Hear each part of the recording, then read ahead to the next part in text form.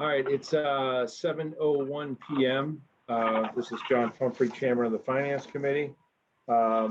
This is our Finance Committee meeting. Just a note to the audience, those maybe watching at home or those that want to review this later, this is an open meeting, although it is remote. Folks can get copies of the minutes, which will be available in the town hall as soon as they are reviewed and voted on by the Finance Committee. You can also watch the Finance Committee meeting on WRPS, which I believe we may be live on their YouTube channel right now. So that's exciting. All right, so with that, for our agenda for February 3rd, 7 p.m. Is to have the budget presentation from the accounting department and town administrators. So we've got Biz and we've got Doug here. We'll review any transfer requests. None have been sent to me. I'm not anticipating any. And we'll review our calendar again as we prepare and roll towards town meeting on May 3rd. We'll take a walk through some of the department head assignments.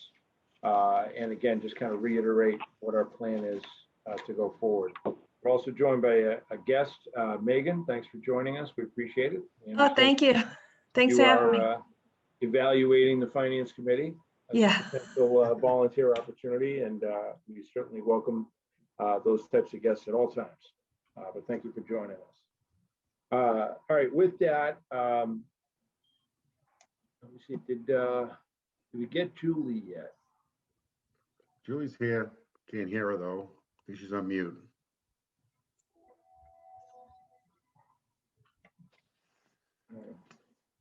There's Julie. All right, good. All right, so we've got Julie, we've got Bill Principe, we've got Craig, Joe, Jeff, we've got Sheila, Laurie. Bobby is not going to be attending. He's not feeling well tonight. I talked to him on the phone. He just said he wasn't going to feel up to attending. And I don't have Bill Stewart. Bill, it is Bill Stewart. Okay, we've got Bill Stewart. Yeah, I'm here. I already said Laurie. I think that's everyone. If anybody else is on, let me know.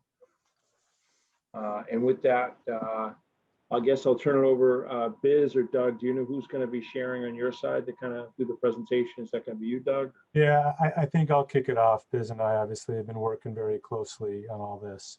So I'm going to that sounds good. If everyone could kind of maybe mute while Doug goes through the presentation, and then if need be, unmute and ask your question. Great. And can you maybe, John, just give me a thumbs up if you can see the PowerPoint? Great. Okay, so this is the same presentation that we gave the Board of Selectmen last night. So I thought it'd be helpful to give you guys the same big picture general overview. And both Biz and I are here to try to answer any other questions you have at the end of this.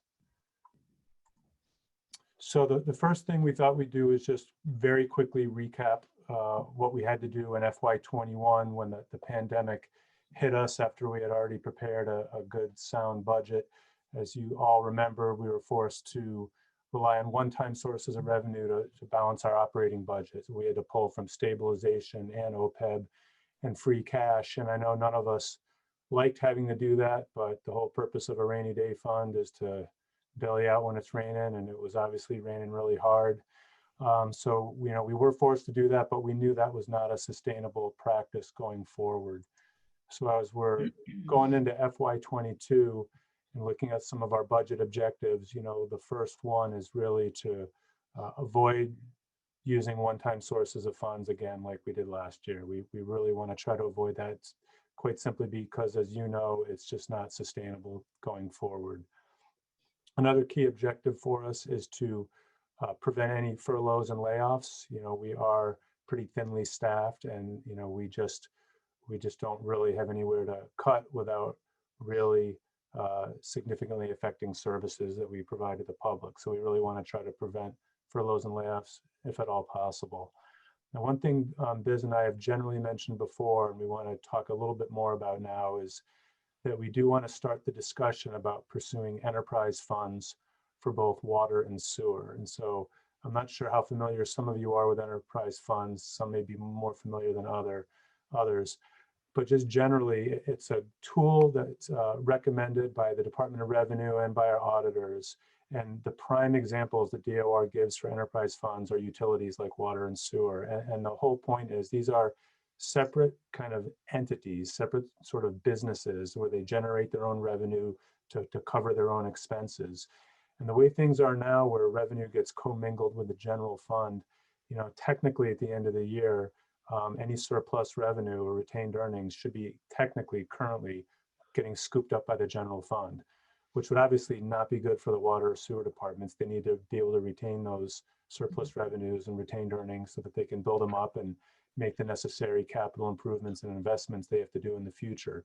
But to do that, we're really not accounting for it properly. And the right way to do it is with an enterprise fund. And so the way it would work is town meeting would vote to establish the separate enterprise funds, and then they're treated, you know, as their own separate entity. So all the revenue that they generate stays within their fund, and any surplus or retained earnings at the end of the year stays there, and they can accumulate it over time so that they can build up reserves to pay for their, you know, future capital projects. And when Biz and I mentioned this at a previous Board of Selectmen meeting, this matter came up at one of the other meetings. I think it may have been a water commissioners meeting, and someone from the public expressed concern that, oh, watch out, you know, town hall is trying to steal the revenue from these departments. And it's literally the exact opposite from that. What we're really trying to do is to preserve the revenue in the water and sewer so it stays in those respective enterprises. And then related to that is just the fact that from the accounting end, on the back end, what Biz does every day, it makes the accounting significantly easier for her, so she doesn't have to, you know, uncommingle funds that are put in together, and it really makes the reporting a lot cleaner. So Biz can talk a lot more about it, but that's like a big picture on the enterprise funds. We've started the discussion with the waterworks. Biz and I met with Joe Lapointe, the superintendent, had a thorough discussion with him, and he's very supportive. It makes sense to him. He's going to bring it back to his commissioners. And I expect that we'll likely be able to have that on the warrant for the upcoming annual town meeting in May to do this. On the sewer side, it's a little bit more complicated because that department is in a little bit more transition right now. They're in the process of interviewing and hiring a new sewer superintendent. And I didn't want to kind of get in the middle of that process because that's, you know, critically important. So I think we need to wait a little bit for them to get that superintendent on board. Then we'll reach out to those commissioners and through the superintendent and have a similar discussion. Hopefully we can do both of them this May. If not, if we have to maybe stagger it and just do water this May and sewer next year, you know, that's fine. At least we're moving in the right direction. But this is something that, you know, the DOR has flagged to Biz since day one that it was something that we need to look toward. So we can certainly talk more about that later. And then a little footnote at the bottom I put on because folks do ask, well, what about the CARES Act? Isn't that just taking care of everything? And just as a reminder, CARES Act is really strictly limited to only reimbursing our direct COVID-related expenses. But most importantly, it has to be expenses that were not budgeted for. So for example, we can't just use the CARES Act to pay for our health agent salary, you know, or to pay for, you know, things that were already included in the budget. It can only be things that were unexpected direct COVID-related expenses, you know, like cleaning, you know, and those types of things, vaccine clinics, testing clinics, that type of thing. Hey, Doug, oh, sure. okay, just two quick questions. One is, would CARES Act funding is allowed to cover unintended overtime? Like unanticipated overtime that's directly related to COVID? I'll let Biz answer that because she's working most closely on the submissions.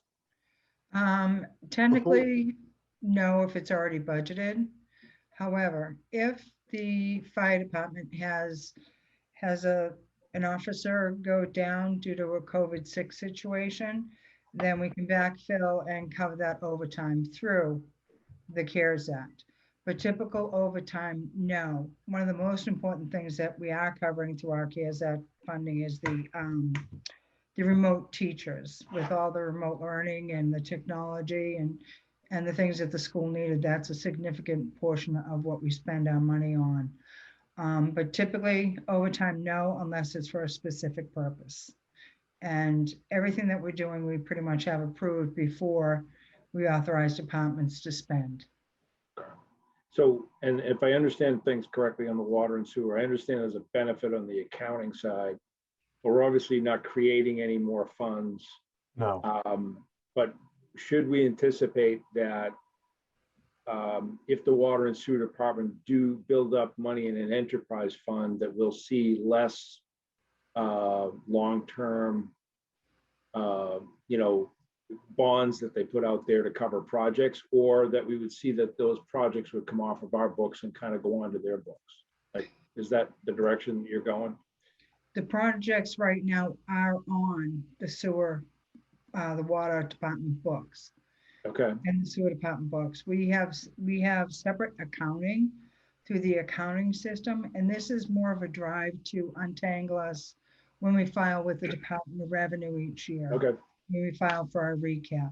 All right, so they it's are strictly, technically separate. it's strictly streamlining the back of the house to make things easier. And I'm all for that. That's great. From an audit Thank- purpose and a DOR reporting purpose, correct?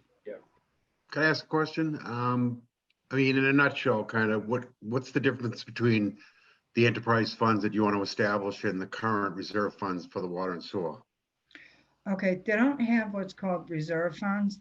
When we do our budgets, and we're filing with the Department of Revenue, there's different levels that you file. Right now, the water and sewer are tangled with our general fund appropriation on our recap. If they were separated, there would be an enterprise fund, which is self-sustaining, which would not be tangled. Right now, we do our local receipts for the DOR include the water and sewer enterprise funds, but we have them in a special reserve fund. So in order for me to legally separate them from the general fund, this is the step that we have to take. So it's It- more of an it accounting thing. It's more of an accounting thing. It leaves everything exactly the same. There'll be no changes in the front other than a new legal designation. That's Would the it have any- only would it- thing. Would it have any effect on articles that the water and sewer department submit at town meeting? Nope. That it would not be the taken out of same reserve? thing. Nope, they're taking it out of their undesignated fund, it's called undesignated fund retained earnings for an enterprise fund. They'd be taking it from the same spot where they do now. Okay. I just have one question on the enterprise funds where they operate like a business. How do capital projects work? Do those come out? Are those covered separately, or do those come out of the retained earnings?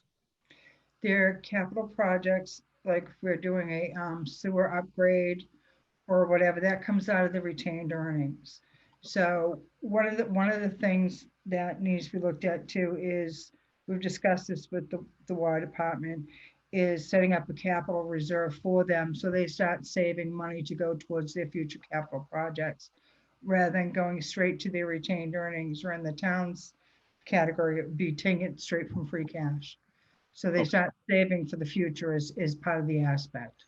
So they're just really appropriating their retained earnings for capital projects? Correct. Okay. Now, on the enterprise funds, are they managed separately? Do they have their own management, or is it just still, you know what I'm saying? Yes, the total setup of the two organizations remain the same. You have your Board of Commissioners still, for both Abington and Rockland for the joint. And it comes down to strictly an accounting situation. And it separates the water and sewer from the general fund. So they have to be self-sustaining, which they are self-sustaining now, so as to continue the self-sustaining. And if, God forbid, there's a problem and they run into a deficit, then of course, like right now, the general fund would still have to help with the deficit. But it's strictly an accounting mechanism. It's no changes to any operations, nothing. It all No- remains the same. No change to the way they still have to report any capital expenditures to the capital planning committee and put them on the capital Exactly. plan. Nothing changes at all. It's, like I said, it's just a reporting aspect, separating it off for audit purposes and for Department of Revenue tax recap purposes. Everything else remains the same. And what about trash? Would that still, has that been talked about, possibly creating an enterprise fund for that, or would that fall under Board of Health still? Right now, I'll let Doug speak to that. We aren't really examining it at the time, but I'll let Doug speak. Yeah, to no, I think that's something down the road we can look at for sure. I think water and sewer are kind of better set up for it now financially. But I think in the future, if we can successfully get through these, that's something we should examine. Yes. All right, great. And I'll just say, lastly, on enterprise funds, I had experience with this in the last town that I was in. The two of the biggest ones was the town marina and the town-owned golf course. And one of the main purposes was, well, it's similar because they were kind of businesses that operated, they generated their own revenue to cover their own costs.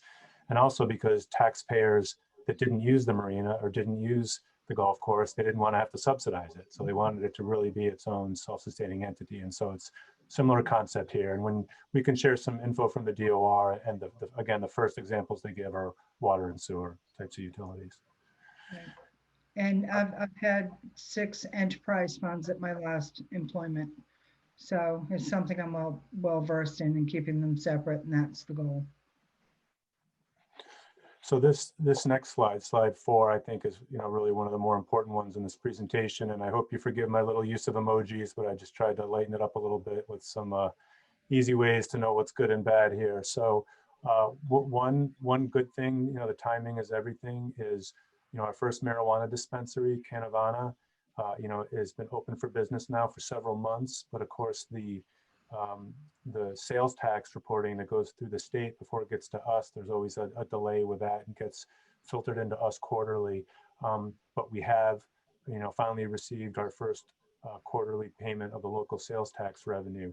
So this is a really good thing for the town. I mean, this is a recurring revenue stream, and this is definitely helping to reduce the impact of the budget deficit that we're looking at. And I know there are some impacts, and of course, the most obvious impact is traffic. For those of you that go down Weymouth Street when they're busy, you'll see a police detail managing traffic. But just so everybody's aware, it's the private business is paying for the police detail, not the town.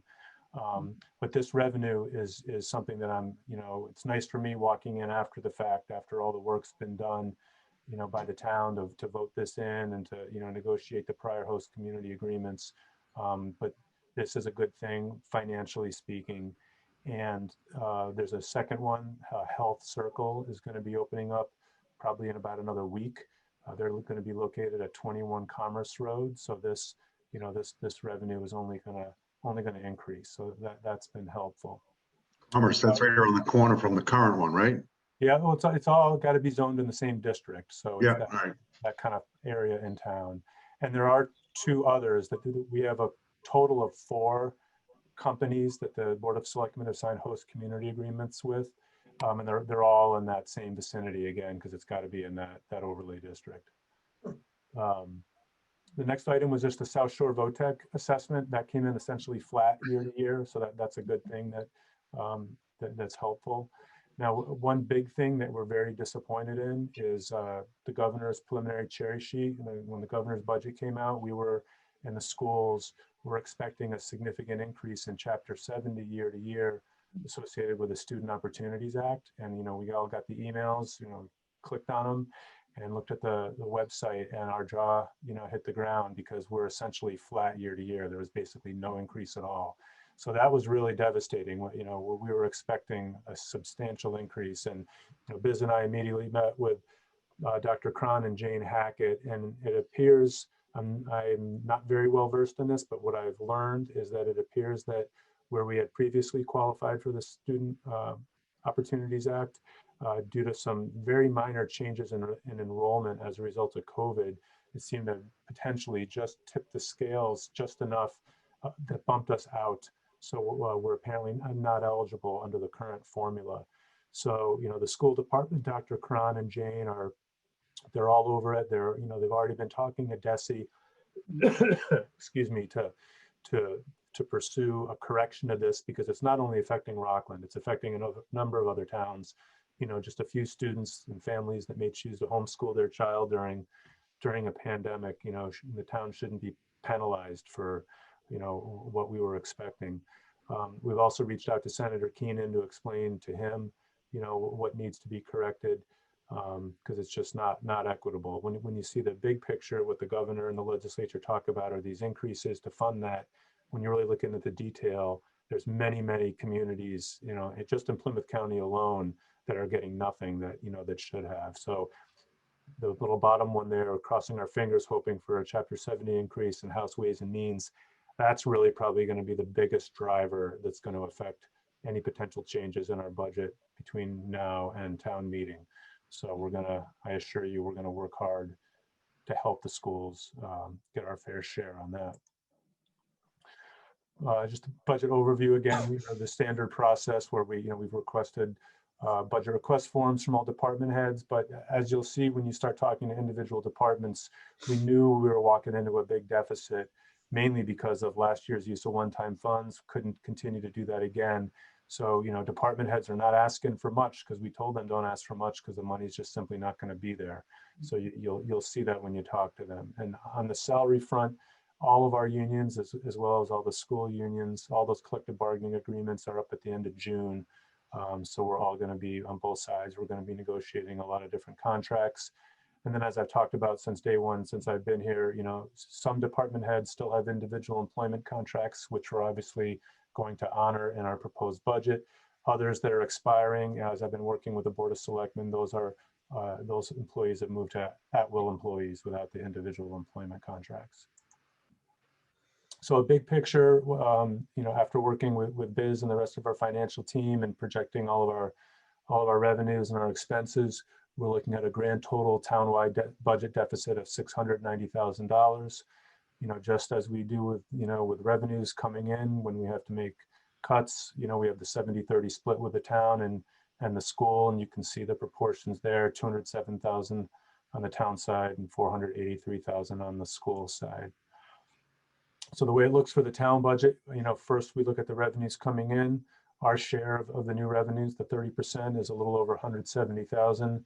And we have to, make up for the 207,000 in cuts. So we're looking at a year-to-year decrease of over $36,000.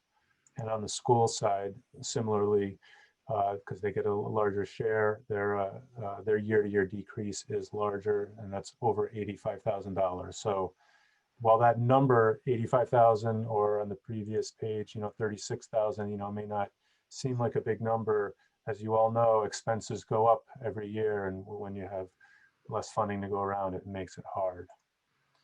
So the way that let me say one more thing, it's about the schools. I'm obviously not going to speak to how the school department is going to manage that. Dr. Cron and Jane Hackett will come in, and speak to their side of the ledger.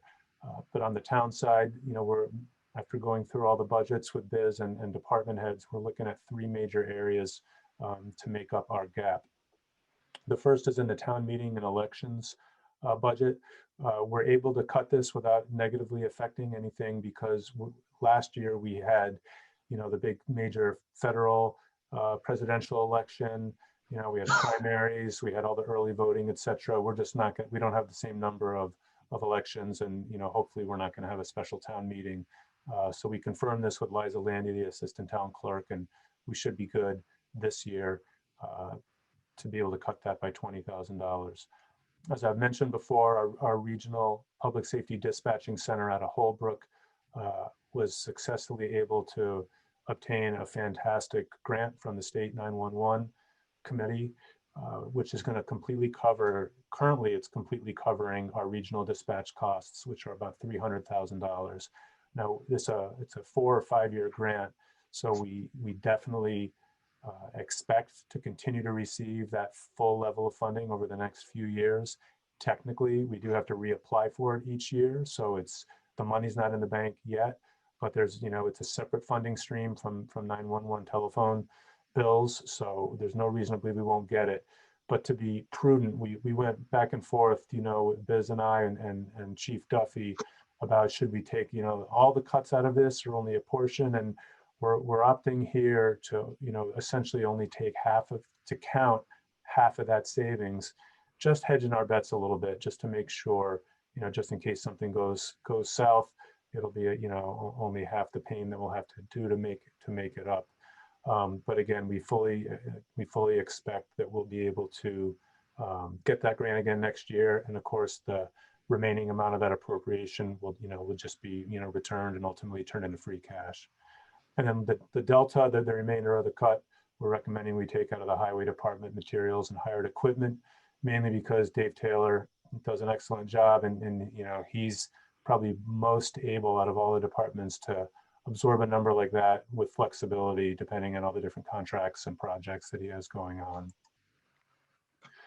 Moving on to sources of revenue and expenses, I like to do some pie charts each year, mainly just not so much for the absolute values, but just to look at the proportions of where our money comes from and where it goes. So on the property tax side, it's about 55%. The state aid portion for us is over a quarter. It's over 26%, which, relatively speaking, compared to some other communities, it is a lot. Local receipts at 11 is a big one, and our debt exclusion portion, that 8%, is a little bigger than it was last year, mainly because we started the borrowing for the school construction project. But obviously, between property taxes and state aid, that's well over 3/4 of our budget revenue. And then on the expense side, obviously education is appropriately so and always our largest expense category. This percentage, 41%, I do want to note, in addition, the biggest part of that is obviously the Rockland Public Schools, but that also includes South Shore VOTEC and Norfolk Agricultural School and their transportation, just because I thought it's more helpful just to lump in all of education together. Does not include the benefits associated with education. All the benefits, town side and school side, are in that benefits number there. That's 19%. And then obviously, benefits are big. Public safety is a large sector. And then again, our debt service has gone up, and it's going to continue to go up because of the school project. But all these proportions, these are very similar across all towns. We're not unique in that regard. Just some future planning issues as we plan on having our annual town meeting, the normal first Monday in May. We'll likely recommend to the selectmen that they reduce the quorum again, assuming the governor's state of emergency is still in effect, just to give us that flexibility. I don't really know what the turnout's going to be like, if more people are getting vaccines or people are just getting more comfortable living with COVID. This was more geared toward the selectmen since they put out the warrant, but just that we'll be prepared working with WRPS to have overflow rooms if needed. We're not going to really get into too much about uses of free cash or articles because we're still waiting for the Department of Revenue to certify our free cash. They're a little backlogged this year. But one of the things we wanted to highlight was just that, there's a couple of things we're going to have to do right off the top. We're going to have to cover any required contractual buyouts, and we're going to have to cover any snow and ice deficits. And that's one thing Biz and I have talked about is when funds are available, we'd like to increase the regular snow and ice budget a little bit so we can reduce the reliance on free cash for funding those deficits. I mean, it's good that we're able to deficit spend snow and ice because it is so variable, but if we know every year there's hundreds of thousands of dollars that we know we're going to go over, we might as well try to start beefing up that budget so we can have more flexibility with free cash. Also, if we have the funding, we'd like to put some money back into OPEB and stabilization, which I know this committee would support, because it's always a goal to increase those reserves, and that's certainly going to continue to help our credit rating, which helps reduce our borrowing costs in the future. And then this last sub-bullet was an idea that Biz has brought forward, which I do think is a good one, which is looking at the potential to create an additional stabilization fund, specifically a capital stabilization fund. So we'd have the regular stabilization fund for just generic kind of emergencies like we had to do last year with the operating budget, but have a separate one where we can just start planning, just socking away a savings account for large capital items or capital projects and reduce the need, again, for either eating up most of our free cash or even potentially small debt exclusions or things like that. So this next slide is a list of all the capital requests that have been put in. The first line is a combination of prior approved articles that have passed town meeting, but were the first year or prior year for a multi-year lease purchase. So that included in that 73,000 is the fire department's admin vehicle lease payment, and then a number of school sped vans. So it's just, highlighting that, that's something that'll have to come right off the top. And then I'm not going to really get into too much detail here. We'll do that more later when Biz and I actually get our certified free cash and we kind of figure out what we can and can't do. There's town capital projects, the recycling center road, that's the phase 2 to finish off that road. That's something I really hope we can accomplish this year, because that will really benefit almost all residents. 2 items in particular that I'm going to talk about on the next slide is the fire department's new fire engine for $600,000 and the highway department street improvements, Spring Street, Summer and Beach Street for $550. Those are 2 large ones, which I just do not think we're going to have enough free cash to be able to accommodate both of those in a year. So I'm going to talk about those a little bit more in a moment. Police cruisers, those are standard things. The school technology, that there may be other school requests that come forward. This is all we've received thus far. And then the sewer and the water, those are combined, all their various capital requests, and I didn't list them out individually, mainly just I wanted to give a high level overview tonight, but also because we don't have to fund those from free cash. So we don't have to worry about the detail at this point.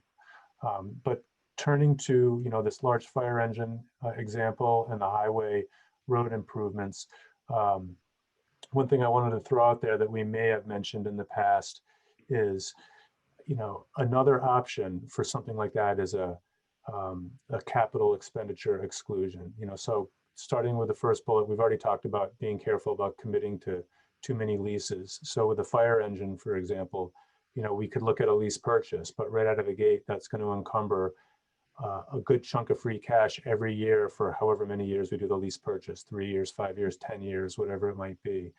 And this amount, if you add them up, say it's whatever, 1.1 million for those 2 things combined, that's really too small an amount to appropriately, in my opinion, bond and borrow and incur all those borrowing expenses and incur, interest for something that's really not that big. So it's this funny kind of amount where it's too much to pay right out of great cash from free cash, but sort of too much, but too little to be able to justify borrowing. So they have this other option in Massachusetts called a capital expenditure exclusion, which it's kind of like a debt exclusion in that town meeting votes and it has to go to the ballot. So taxpayers have to vote at the ballot to raise their taxes. But the key thing is it's only 1 year and it fully funds it.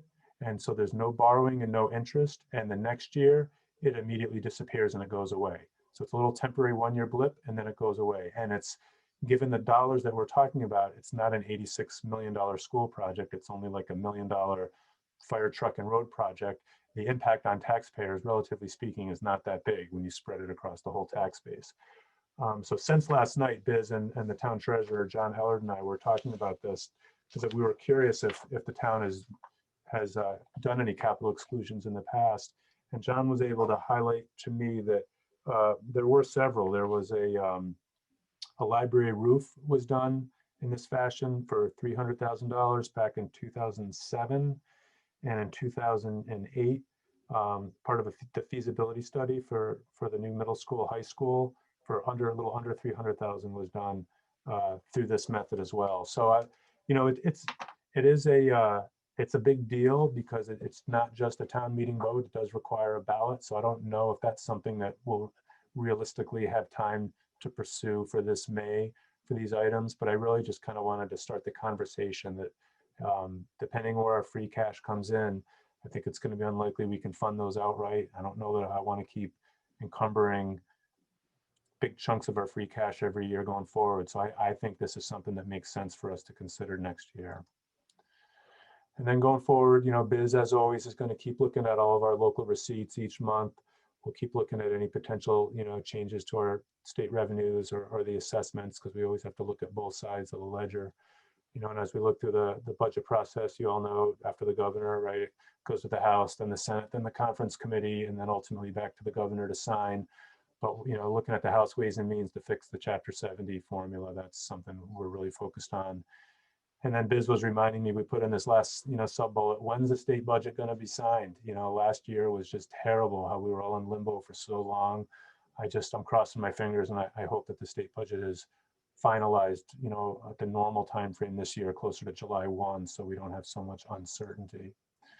And then the usual next steps, this is similar to what I presented last year. We'll keep refining the numbers, keep working with the school department. We've had excellent communications with them. We are on the same page with them. They know where we're coming from, and we know where they're coming from. We understand the difficulties they're under, but we are on the same page. We'll obviously keep working with you guys in the capital committee.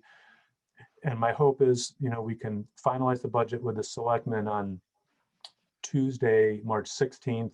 And then presumably, if it works for you guys, the next day would be Wednesday, March 17th, would be really the most appropriate day to lock down the budget. And I did put in, as this parentheses here, April 6th if necessary, but that's really not, I don't want to go there, because that's really cutting it like way too close to get changes made and things printed and posted, etc.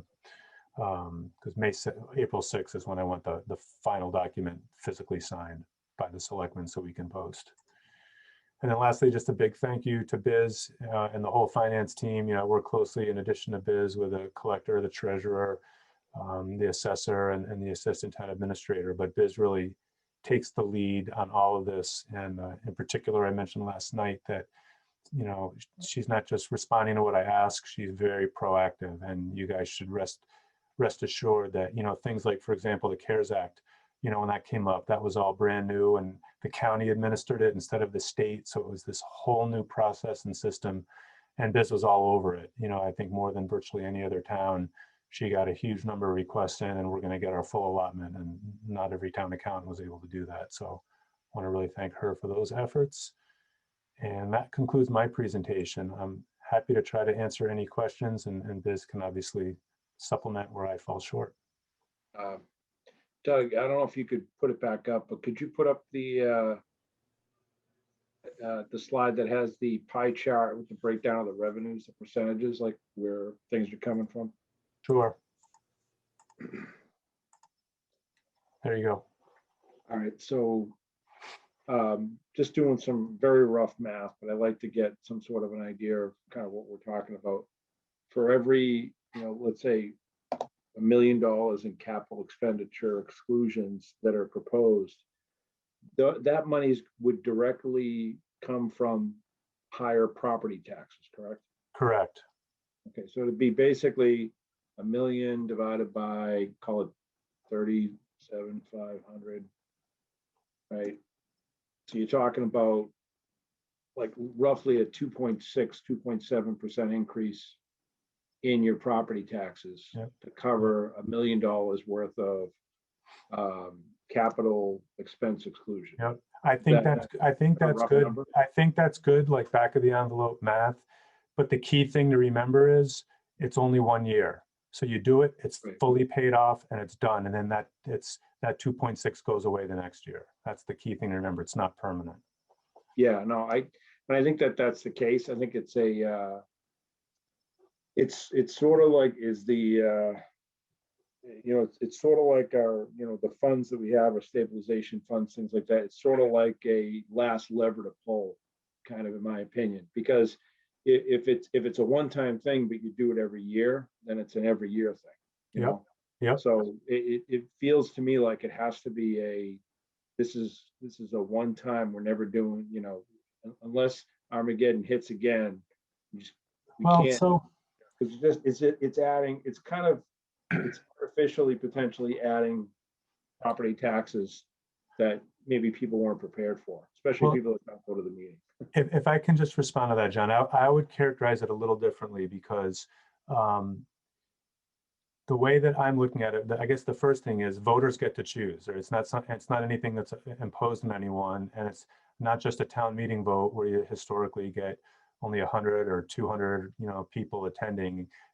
Generally at the ballot for any kind of exclusion, you get much higher turnout.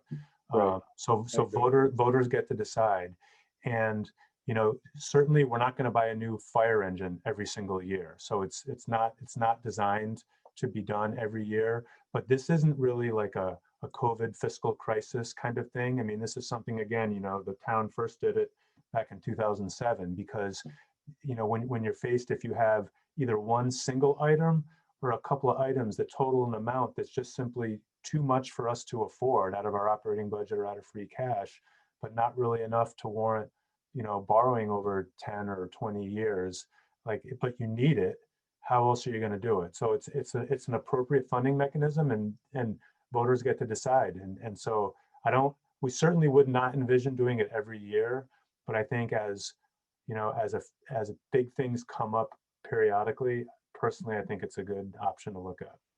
Yeah, no, it's definitely an interesting option.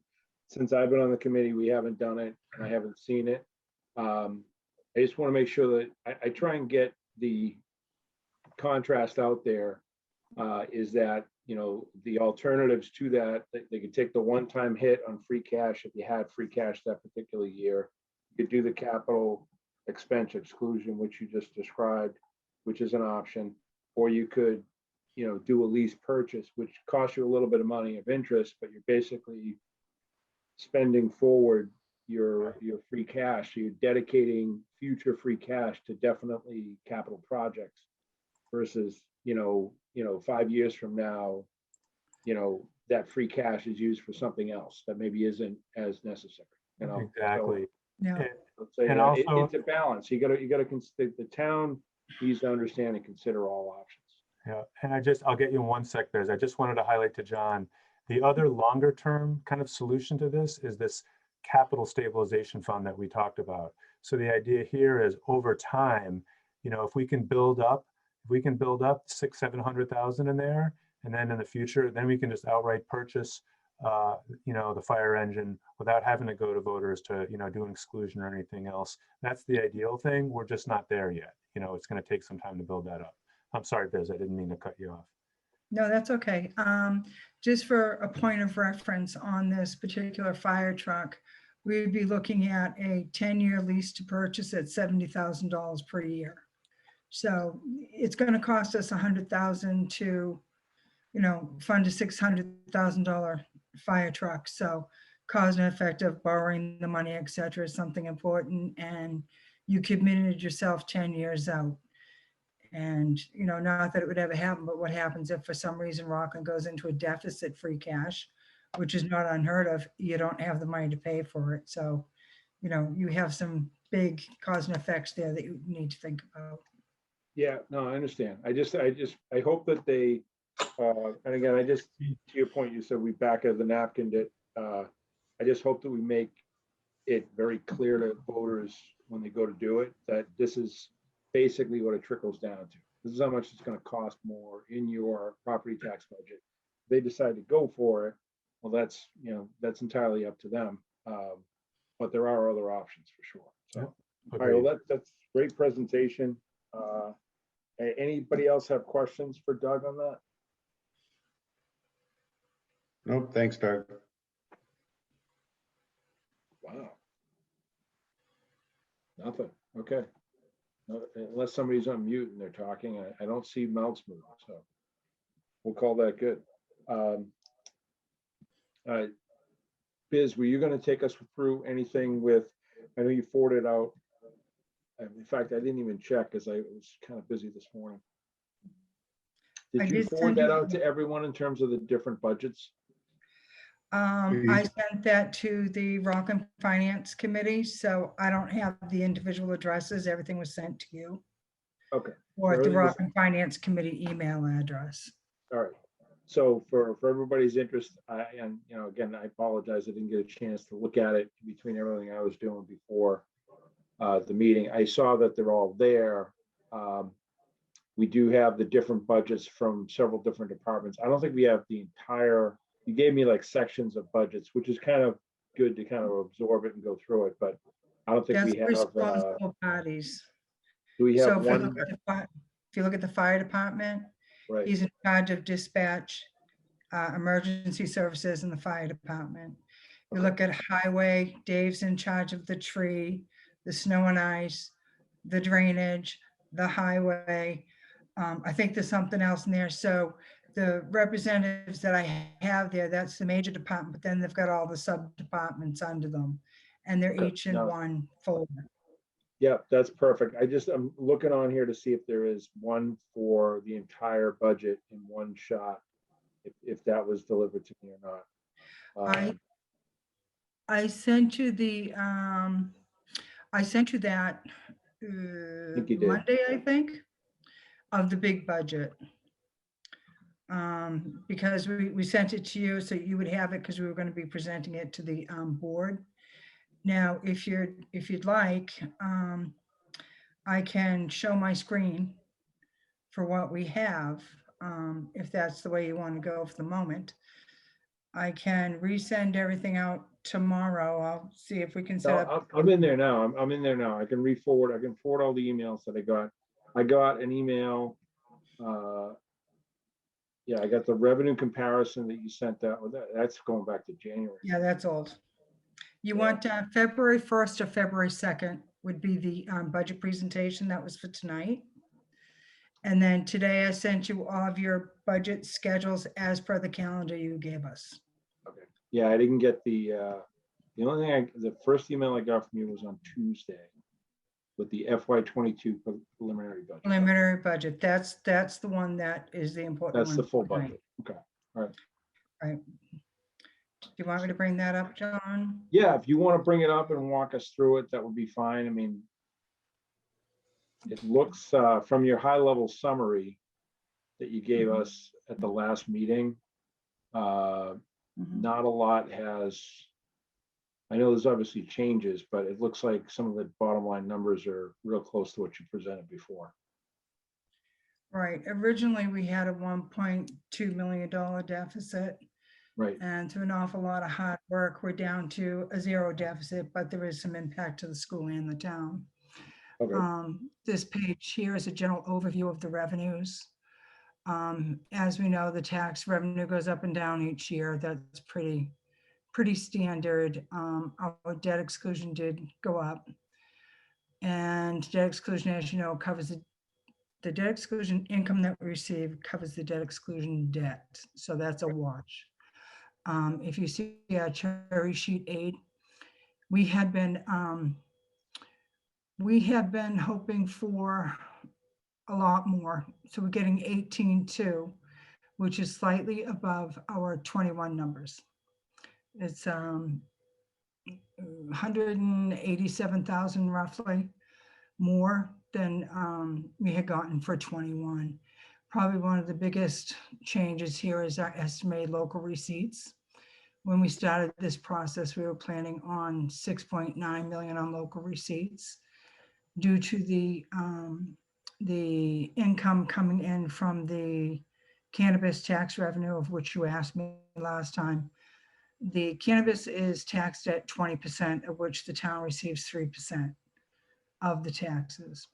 So we're estimating, based on what we have coming in right now, we could have about 480,000 in cannabis revenue is included in our local receipts revenue budget.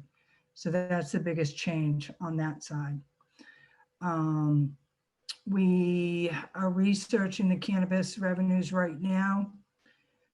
It appears that they did not pay us for the month of September, which is about 30,000. We haven't gotten paid for December yet, which is about 50. So between those two to date, we would have brought in about 218,000 from July through December. So we estimate the 480,000 for cannabis for 22 would be pretty accurate, and that's something we can get across to the DOR pretty simply. Any question on the revenue aspect? No? Okay. So our budgets were pretty much the same, and as Doug highlighted earlier, our biggest impacts are going to be with the, right here, if you look in the summaries, the town meeting elections. We reduced from our original thought process of 63,000, dropped it by 20, bring it to 43,000, which we feel will cover all the election information town meetings that we have. The dispatching is 373,000. There's two components. to the dispatching. One is the dispatch itself, and the second is software and equipment. We can't touch the software and equipment, but we did touch the dispatching at 150. And going forward, for argument's sake, we will put this in the budget every year, and if we need to adjust, we will adjust depending on that year. Then, you know, unfortunately here, the big hit right now is the Rockland Public Schools. From what we had hoped we were going to get, we thought we'd get 26,609, and that's roughly $400,000 more in the Chapter 78.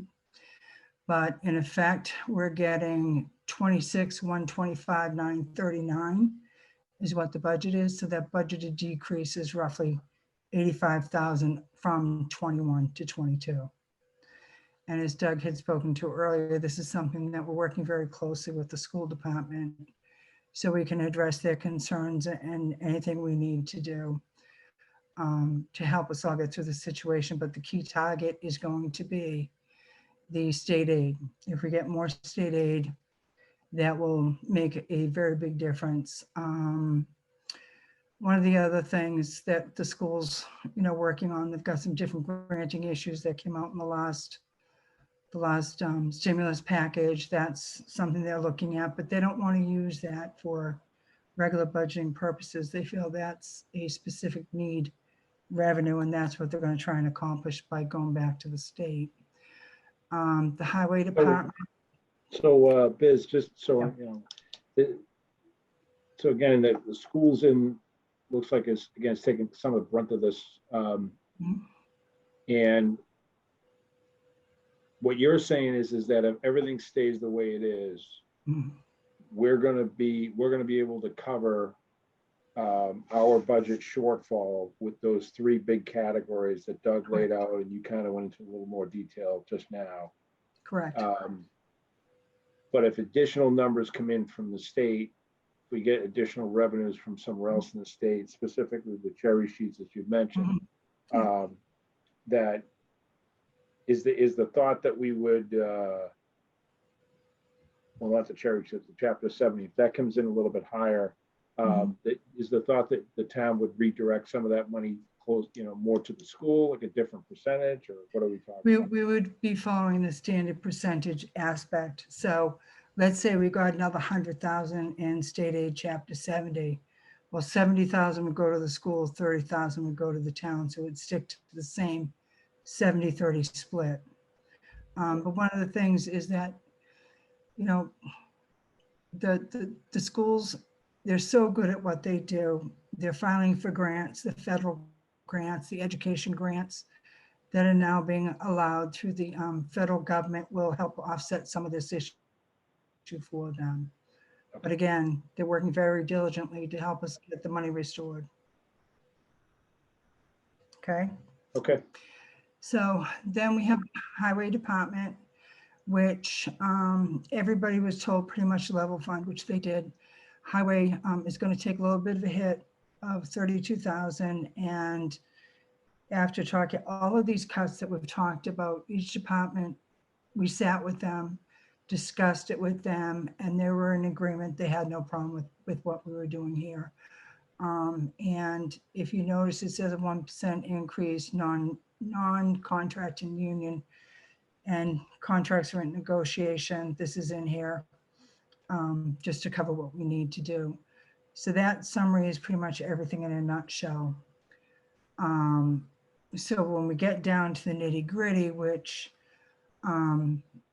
John, you'll get this out to everybody tomorrow. Everything's been sent out. Okay, so this is the nitty gritty down here. So this is the department by department and how things will be running.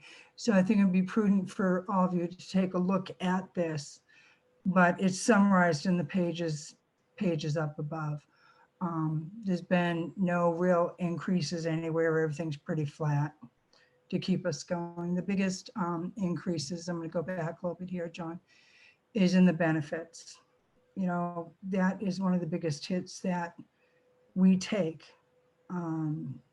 as a community.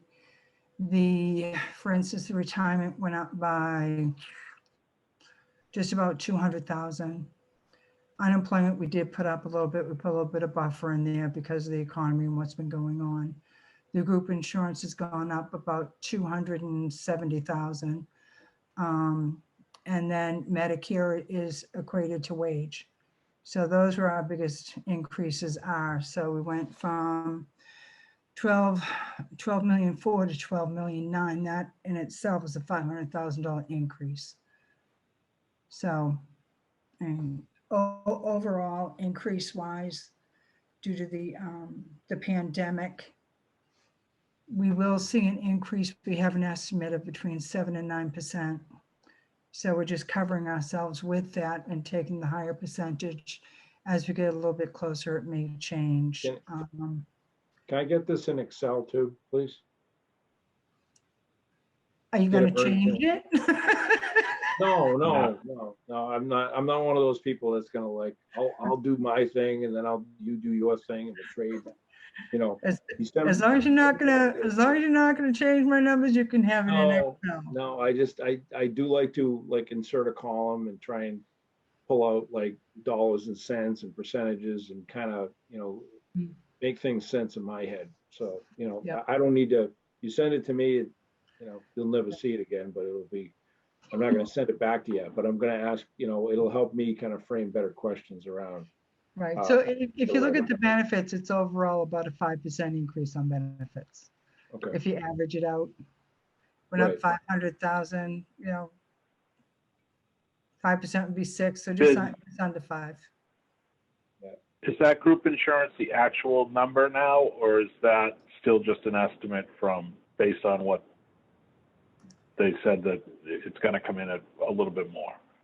Well, what we had to do is we took a historical information from January of last year or December of last year to December of this year, so we could get a number of employees, cost averaging, who segued from regular insurance into now retiree insurance.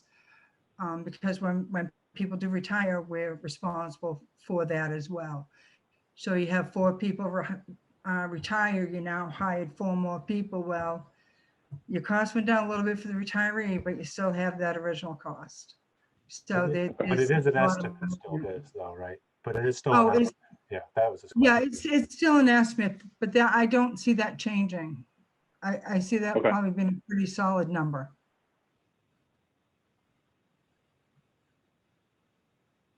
Yay. Not really. Yeah, no, I mean, 5% year over year, it's unsustainable if we keep that up, but. Unfortunately, that's the market. We know of some communities where their retirement went up 8%. And your retirement is based on certain actuarial data. There's very little that you can do about it. So that's what we have, and that's our biggest hit, actually. So out of a $600,000 deficit, roughly 500,000 equates to benefit. Okay. So that's kind of the high level here. And John, I will send you over I will send you these in Excel. Yeah, that's fine. Okay. Just for my own humor, I can Yeah. go through there and kind of, it helps me understand the data too, so. All right, that's great. I mean, I follow where you're going. I can see that's where the big hits are. Okay. And then, I'm sure that we're already doing this, but the big thing that's hanging out there is the whole idea of these contracts that need to be negotiated. That hopefully this, where we're at, is being taken into consideration. I'm sure it is, but that's, we're not in a position to kind of handle, money pouring out everywhere right now.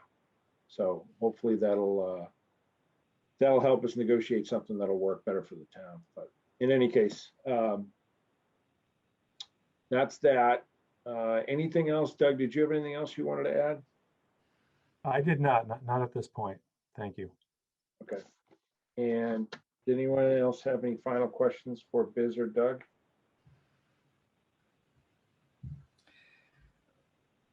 Okay. You know, I John, think- go John, ahead. if I may, if you can just review the schedules that I sent you, that was based on the handwritten note that we received. Can you just check to make sure that you've got everybody covered and that we didn't miss anybody As on the far as, department reviews? yeah, the department reviews, I think I was talking to Bobby about that briefly today, Mhm. and I think that I'm just looking at my handwritten notes on it right now. Yeah, we had the assessor set up for February 10th. So I've got a little bit of work to do to contact different departments. You're one of them, Biz. And just, you know, have a quick call with some folks. I did see the Excel spreadsheet that you guys sent around. Mhm. And I saw the email from Scott, you know, had some questions and things like that. So it looked accurate. I did compare it. But I also wanted to compare my notes with Julie tonight to make sure that we have everything correct as well on my end. So I think we're good as far as that goes. I mean, as it stands right now, February 10th is going to be social voc tech, as well as collector, assessor, treasurer, clerk, accounting, and board of selectmen presentation. Though, you know, again, I'm going to talk to these different department heads depending on how much movement and activity they have going on in their budget, especially if a lot of them don't have much going on. If they wanted to submit an email describing what's going on, that would be perfectly fine. Like if they're not submitting any articles and they have a couple of movements in their budget related to contractual increases, they can give me a quick summary email, and that would be sufficient for me. Certainly, if they want to come in front of the group, they can, and then, you know, we can kind of review that as part of the process. But again, they're certainly all welcome to come as well. February 17th, I've got police and fire and IT, as well as veterans and youth and council and aging. Is that what you have, Julie? Yeah, Julie? Julie's muted. You're muted, Julie. Yeah, I agree with that, John. Okay. All right, and then February 24th is pretty much the Dave show. Yeah, You get water and sewer, or not, I should say not water, that'll be Joe Joe. LaPointe. Mhm. And then we'll have sewer, highway, trees, and drainage. And then in addition to that, we'll have parks and then the building department. Is that what you have, Julie? yeah, that's what I got. Okay, and then we're looking at March 3rd for schools, Board of Health, library, and the CPA Historical Committee. I don't have Board of Health. I have Board of Health on that one. I have CPA and historical. CPA and Historical. I know we had some conversation around Board of Health as to whether or not,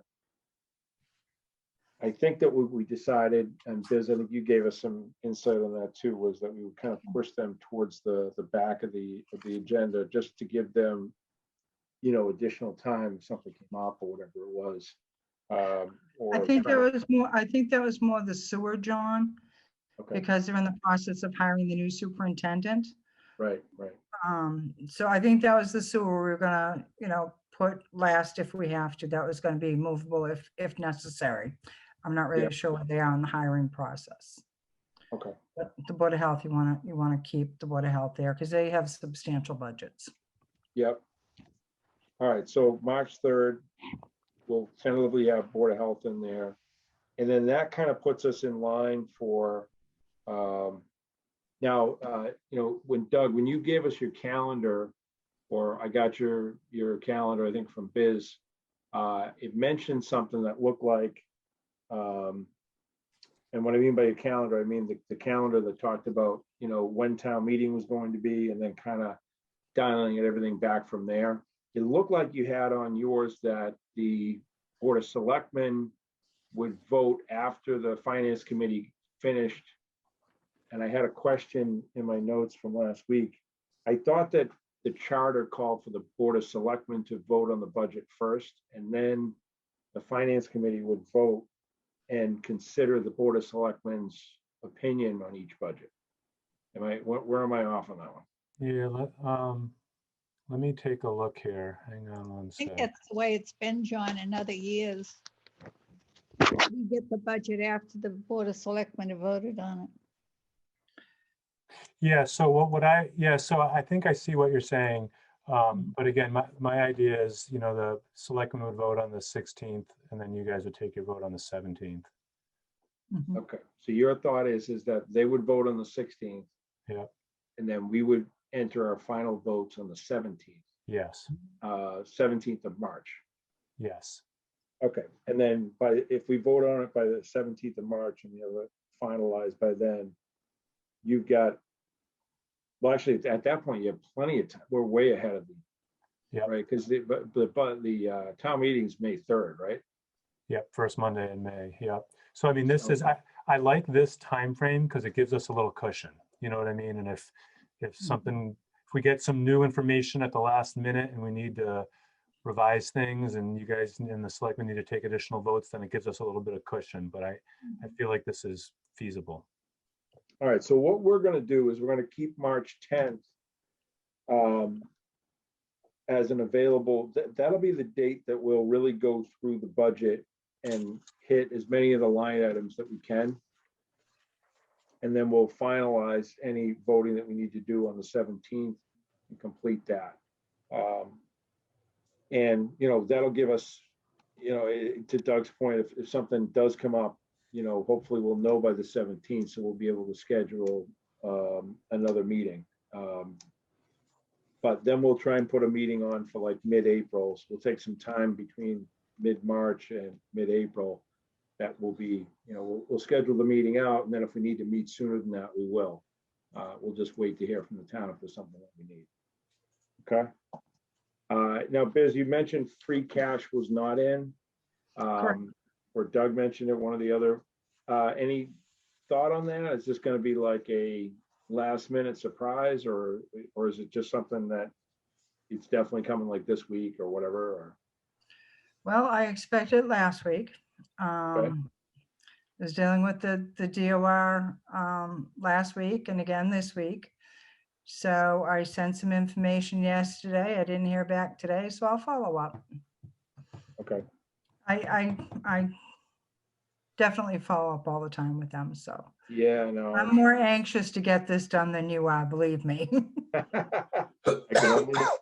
can only imagine. I just didn't know if you had any insight as to when you thought that would come. It sounds like you're playing the waiting game, and I appreciate that.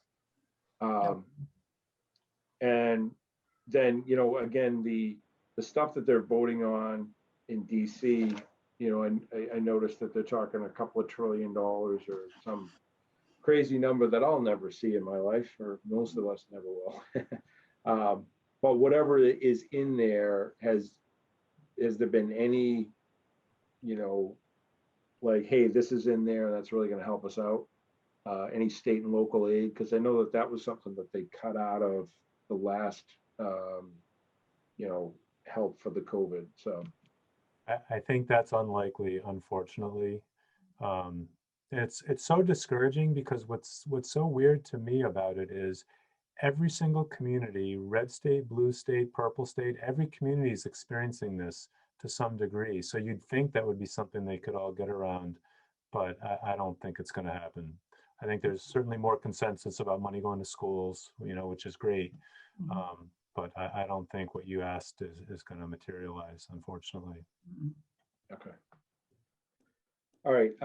And you had, and again, I'm going to take a closer look at all the budgets and everything else, and I'm sure, we'll be talking and you'll present sometime. I'm assuming it'll be you next week that will present for the Board of Selectmen, kind of the town hall budget, Doug. But I know that the town was looking for some help in a couple of areas, one around planning and kind of paperwork involved with, permits and zoning and stuff like that. And then you were also, I think you were looking for somebody else for something else. So I'm assuming that you'll be presenting on on all Sure. of that next week. Yep. Okay. All right. Any final questions for Doug and Biz? Okay. All right. We appreciate you guys joining in. You're welcome to stay if you like.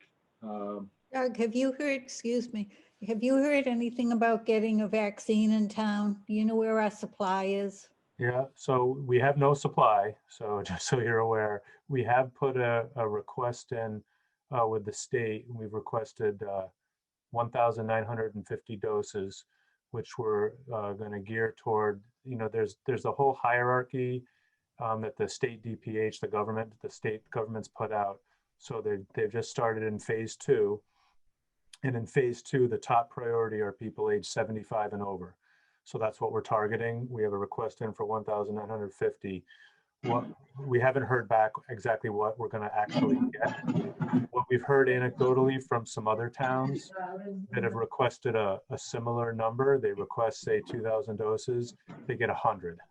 So we'll see what we get. Whatever we get, we will push out in a vaccine clinic, and we will, highlight that and promote that extensively. If we only end up getting a very small number of doses, like 100 doses, we'll have to finish up the end of the phase 1 category, make sure all the phase 1 people are done before we get into anybody in phase 2. But if we got the full 1,950, we'd be able to finish up the end of phase 1 and also hit, probably most of all the folks in Rockland age 75 and over. And one other note just related to that, the Board of Health, I should say, is doing a COVID testing clinic this weekend, March 6th and 7th at the Memorial Park School. And there's a lot of information. We posted it on Facebook, Twitter, and right on the town website. You can't miss it. But there's no out-of-pocket cost that the testing company will bill your insurance company. And if you don't have insurance, there's no cost to the individual. So we got testing going this weekend. There'll probably be other weekends as well. And as soon as we find out what allocation we actually get with the vaccine, we'll do a clinic. Doug, are we ready to operationally handle it? Like, do we have freezers and? Yep, we are. And I've heard not so much horror stories, like these heroic stories, I'll call them, of where they had to all of a sudden they had to give out 1,000 vaccines before they went bad, and they're putting shots in arms and people coming from everywhere. Do we have hey, if everything kind of falls apart plan to get people in here? Do we have some sort of thing? Yeah, we do. And the plan, it's called an EDS plan, emergency dispensing sites. Our emergency dispensing site for a large mass scale vaccination is at the middle school and high school. We've already have a plan that's approved. We've worked with the school department on that. We have volunteers in place. We have firefighters and paramedics that are also able. We have CERT team members. And it's really, I'm saying the words right now, but really all the work's being done by the health agent and the fire chief. The two of them have different pieces of it, but they're jointly working very hard every single day on this. So I would love it if we have a problem where we have thousands of doses we have to figure out how to give out. But unfortunately, my fear is, we're going to, like every other community, because of the constraints, coming out of the federal government and originally coming from the manufacturers, we're not going to get everything we ask for. But yes. Hey, Doug, yeah. Can you clarify something you said a minute ago? Testing clinic, billing insurance, and no cost to anybody there. If they don't have insurance, then it's not going to cost the person being tested anything. Who is picking up that cost? So it must be the testing company, because the town is not incurring any cost with that. So I think they are probably getting like a federal grant, is my guess, that's covering the testing side of it. So no cost to the customer, and I think it's a federal grant through the testing company. So we looked at a variety of different companies. There were some that, depending on the mix of people covered by insurance or not, the town had potential liability of up to $4,000 a day. And so that was making us really nervous. And so we were able to find this other company where there's no cost to the town other than, minor things like a police detail or a custodian at the school, that type of thing. Oh, and it's a drive-through clinic, I should highlight. No appointment necessary. And again, when is that? So it's this upcoming weekend, which is February 6th, February 7th, Saturday and Sunday. And on the town website, there's a lot of information about it. And particularly, if anybody was going to attend or go, they should download the registration form. You should fill out the registration form ahead of time so that when you're there, you're ready to go and get in and out quick. Who's going to be administering the doses when you finally get them? Yep, so it will be a combination of, we have school nurses that have been willing to volunteer, which we greatly appreciate. We also have volunteers that are nurses that live in the community. Maybe they work at area hospitals or whatever, you know, they've offered. And we also have our own Rockland Fire Department paramedics that can also administer the vaccines. So we think we'll be well stocked with, and there could be, I don't know what the exact number will be. It depends on the number of doses. If we'll have, you know, 10 people, 20 people, 30 people administering doses at the same time. But, you know, the fire chief, he's all about operations. So he's already got it all planned out, you know, segmenting people through, making sure they wait the appropriate amount of time, and the next wave comes in. And so we've got a good plan in place. And the other piece of that is the community emergency response team under the direction of the chief is going to be activated for that. I'm on that, and we'll be doing a lot of the administrative stuff. So freeing up the medical professionals to be injecting while we do some of the paperwork and manage the queues and things like that, just to be the most efficient we can be. Exactly. I'm very glad you said that. And one of the things in particular that we're most concerned about is this top tier in phase 2, the 75 and older. Many of those folks are having difficulty, you know, dealing with, you know, websites and computer programs. And so with that first phase that we look at, we could likely need that CERT team to help with that administration, probably even more so than other segments. So yes, good point.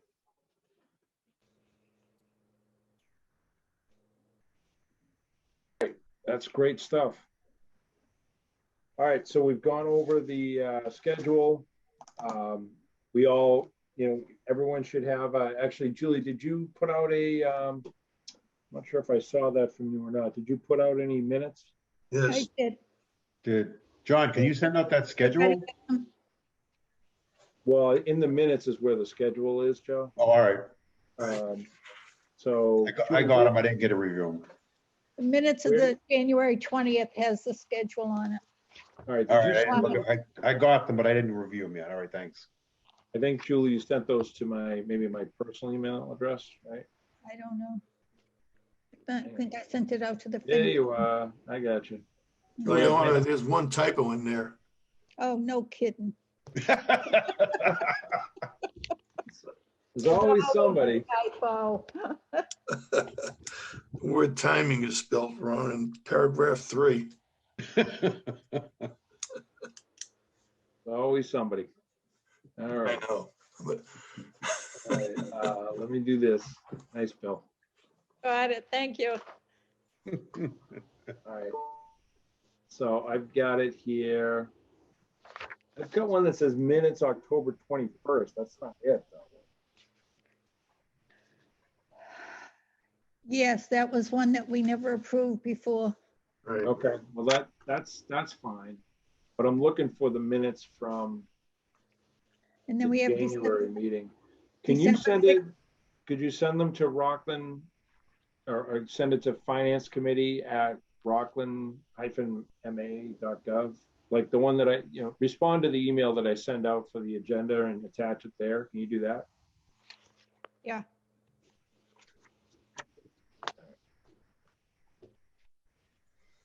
So 2. Okay. All right, so I will share these on my desktop and we'll scroll through them. So the first one I have is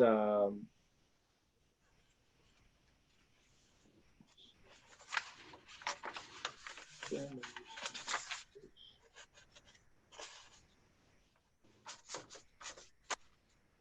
so I have October 15th is a set of meeting notes that we didn't vote on, is that right? And October 21st?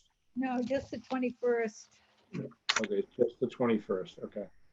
So let me share my screen here. Ba-ba-ba.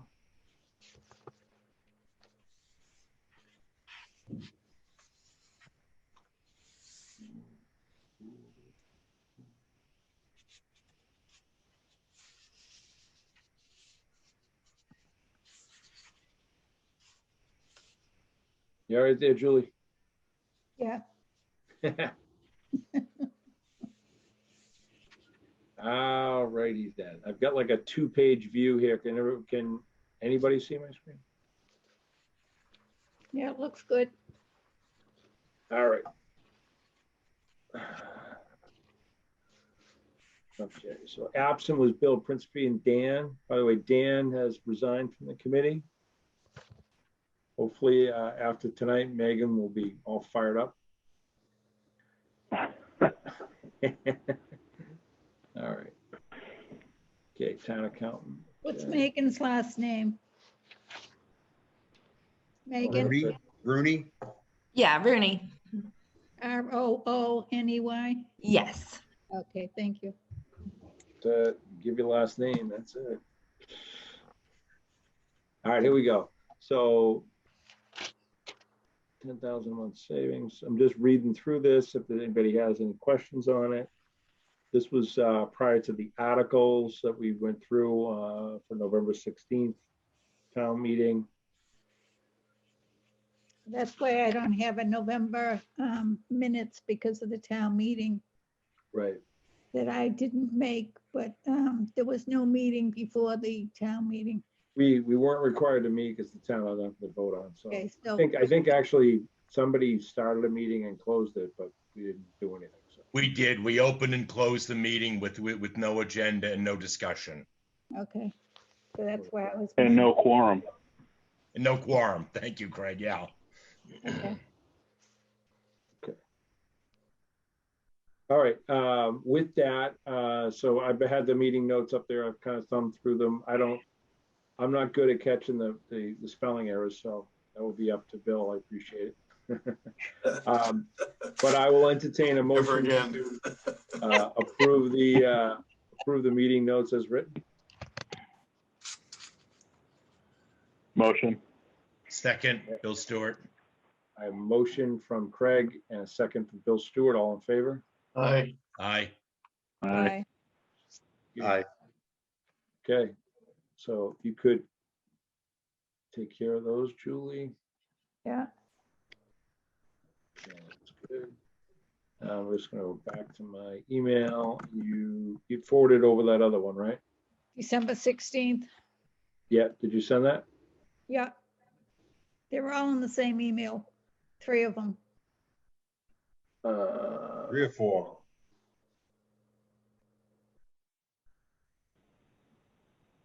For whatever reason, I don't have them. So if anybody has them, and they want to share their desktop, they can. Or if you want to, the one we really need is the one that has the. The one that has the schedule was January 20th. You know where you sent it to? I got.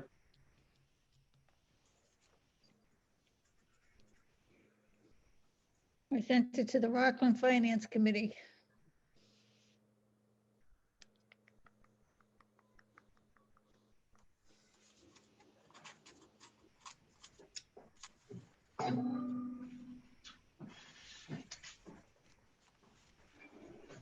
Can you guys hear me? Yep. You can? Yep. All right. Do you want me to try to share it, John? If you have it, yeah, do you need me to do something to help let you share? We're looking at we want to look at the 16th. You just had that up, didn't you? Yeah, It's, we had one from October that apparently that was missed, but this is what we're talking about is, That's the one we just voted on. Yeah, Is so that my screen? look at the one from January. I don't see your screen. Did you push the share screen button, Joe? I did, but And then you got to select what you're sharing from the, like, it usually gives you like a little list. you want that one? There we go, January 20th, There you perfect. go. Okay. Okay. All right, so scroll down. So let's see who's absent here. So Dan, Sheila, and Dan. Sheila cannot vote on this one. You scroll down. And this immunity over kind of town revenue. Okay, I'm running under about 428. That number hasn't moved much. Keep going. That is, oh, here's the schedule, okay. Okay. So February 10th is South Shore Voc Tech, town manager, accounting, collector, treasurer, town clerk, and assessors. For the most part, and I have to just check, I believe that's all. And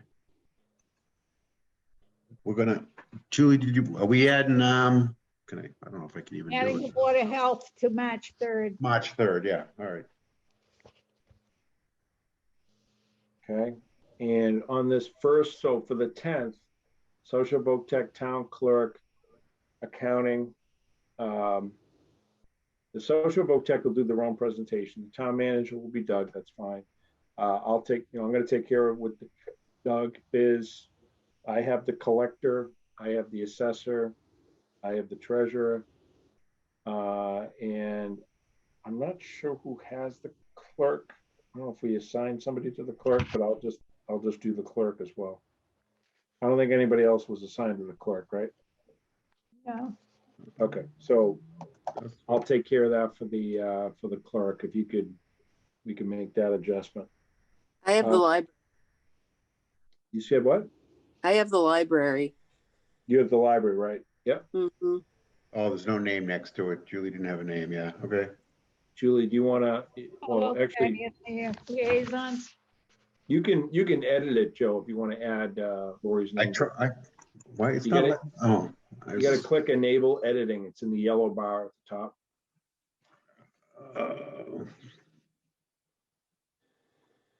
It says enable. There's a big Sorry, white- Reese. I got everybody's.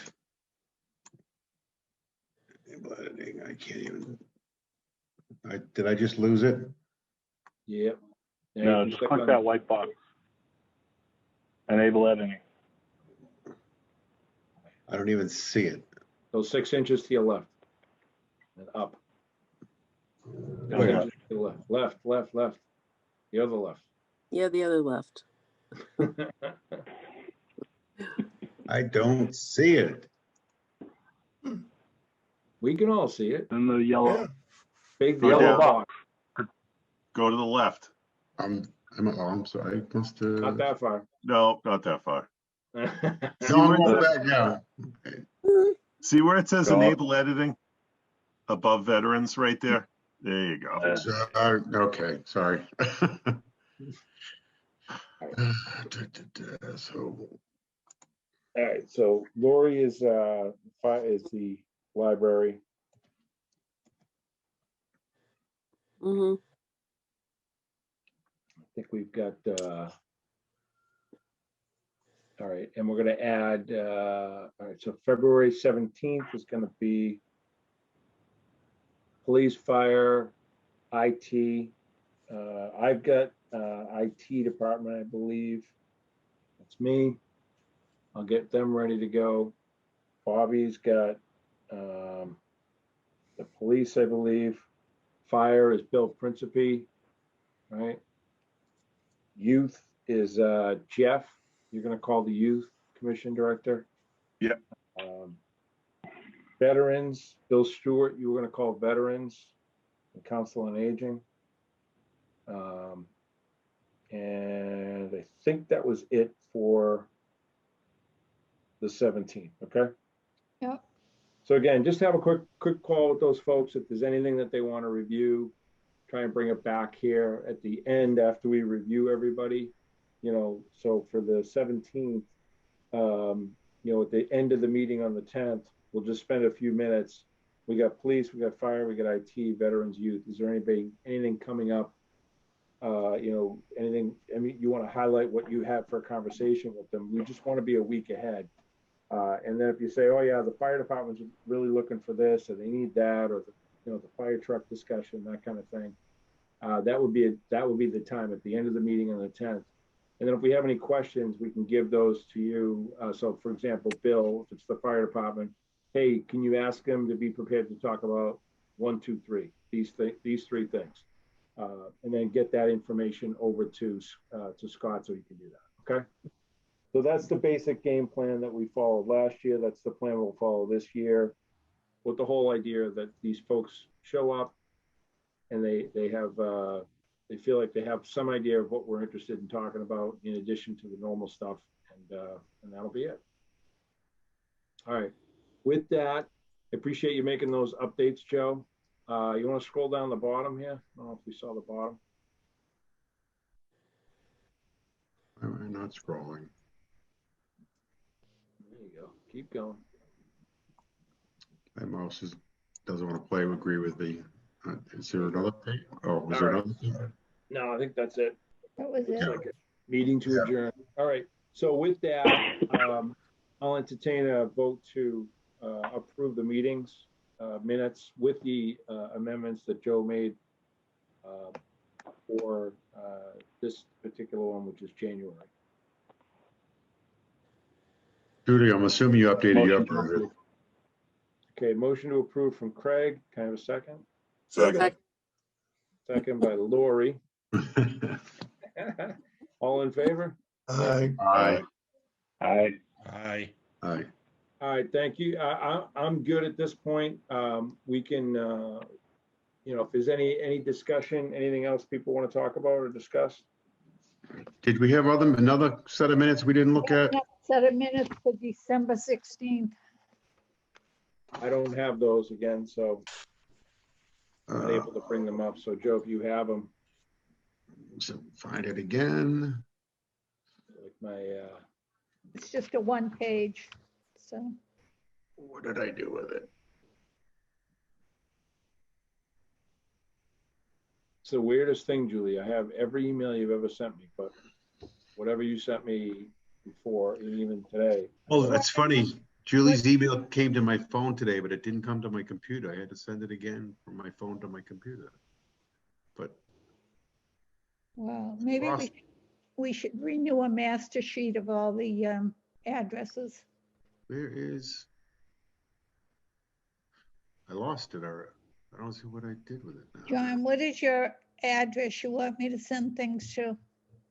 You should send everything to Finance Committee. Spelt out? Yep, no spaces. Finance Committee, all one word, if you will, at rockland-ma.gov. Okay.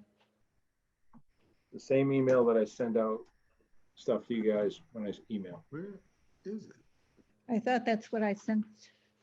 Yeah, Everything. no, I've had it. I've got it up on multiple screens, multiple programs. Whatever reason, it's not there. I can't get it to come up on my screen when I click on share, but I can see it on my computer. Okay. What the hell is it? October 21st. Are we ever going to get back into town hall? I don't know. Eventually, once the state of emergency is declared, I'm sure we'll all be back in and have lives again. Yeah, I'll just add to that when it's safe from a public health perspective, believe me, no one's more anxious than me, but it's not safe now to do it. Mhm. I get my shot on Friday. There you go. Good for you. All right. With that, if Joe, if it's too much trouble, don't worry about it. We'll have Yeah, it I'm ready. having trouble finding the minutes. We'll have it ready for I next have week. here, I just can't, on my share screen, they're not there for some reason. Okay, we can hold it Okay. till next week, next We'll, time. we'll pick that up next week. With that, I'll entertain a motion. Wait a minute, just found it. All right. Make up your mind, will you, Joe? Sorry. You know, It's like the progressive I'm not used commercial. to sharing in my Zoom meetings. All right, Joe, you can't, Joe, Sheila, and Lori cannot vote on this. Is this meeting here? Okay. All right. Overview of the budget, the debt inclusion. Is it inclusion or exclusion? Exclusion. Exclusion, It's exclusion. okay.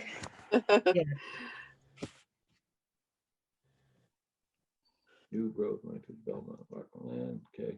Keep going, Joe. Okay. This is the fencing discussion. Okay. All right, with that, I'll entertain a motion to approve with the people at the top of the document there I mentioned would be excluded. I'll from make a voting. motion to approve, Bill A Stewart. motion from Bill Stewart, Second, second from Bill Principe. Okay. All in favor? aye. Aye. Aye. Okay. All opposed? None? Okay. All right. Perfect. All right, good stuff. Thanks, everyone. I appreciate it. I'll entertain a motion to adjourn the meeting. Make a motion. Motion Second. from Bill Principe and second from Bill Stewart. All in favor? Aye. Aye. Aye. Thanks, everyone. We'll see you here next, the February 10th, same time. Thanks again.